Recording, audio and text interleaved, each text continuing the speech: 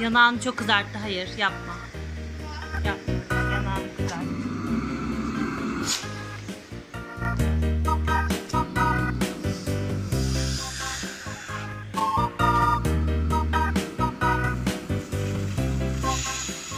Çek, kızarttı yanağını. Heh. Kıyafetini çekebilirsin, süpürebilirsin kıyafetini.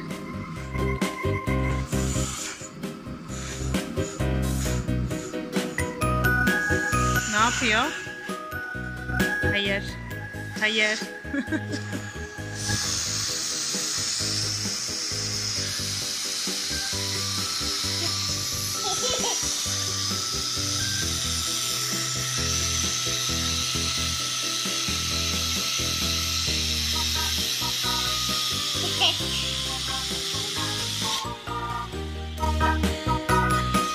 Çektim parmağını.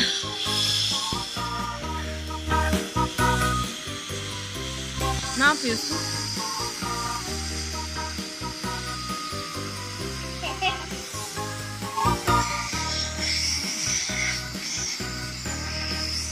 Ne yapıyorsun acaba?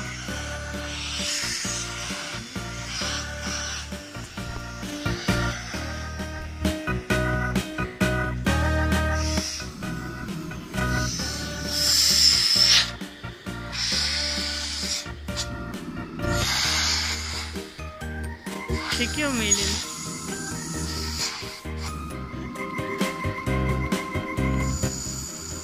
Meteciğim, bizim süpürgemizin markası ne? Ne? Philips. Peki anneannenin? Arçelik. Senem teyzenin? Senem teyzenin de mi Philips'ti? Hayriye yengenin? Neydi? Evet, onunki de Philips'ti. Peki çamaşır makinamızın markası ne? Bosch. Aferin sana. Sen hangi süpürgeyi daha çok seviyorsun?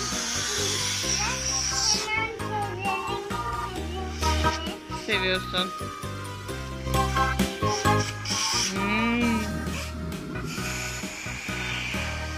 Eğleniyor musun? Ama evimizi süpürmüyorsun. Ben evimizi süpürelim demiştim sana. Hadi evimizi süpürelim anneciğim. İn. Koltukların aralarını süpür hadi. Aferin sana.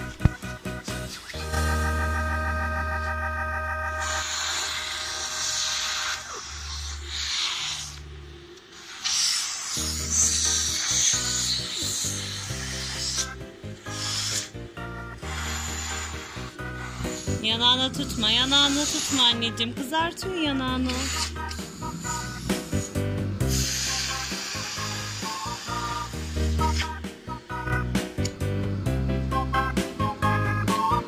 Çekti. Mete'yi içine çekti. Açayım mı? Çok açayım. Yok. Açmayayım mı? Açma. İyi peki. Böyle iyi mi? Böyle iyi mi? İyi mi ayarı? Gel süpürgeyi inceleyelim. Gel. İnce. Ayarını açmayalım mı?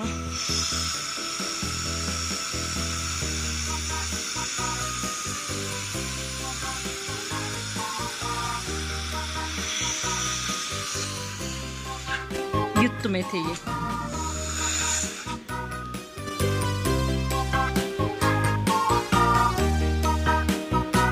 Dondurmaları içine çekiyor. Öyle mi?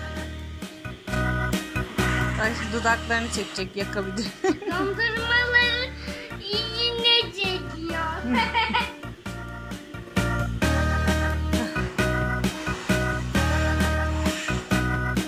Dondurmaları içine çekiyor. Sen dondurma mı yiyorsun?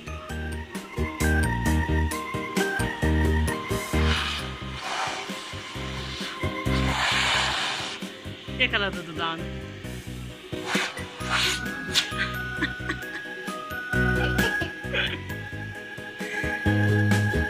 Yakalayacak. Ah. Kullandım. Bakayım. Hayır, tutma kulağını. Hayır. Hayır. Kulağımdaki pislikleri Hayır anneciğim, kulağımızı öyle mi temizliyoruz biz? Hayır. Hayır. Bu ıslak dudağım. Çek. Çek.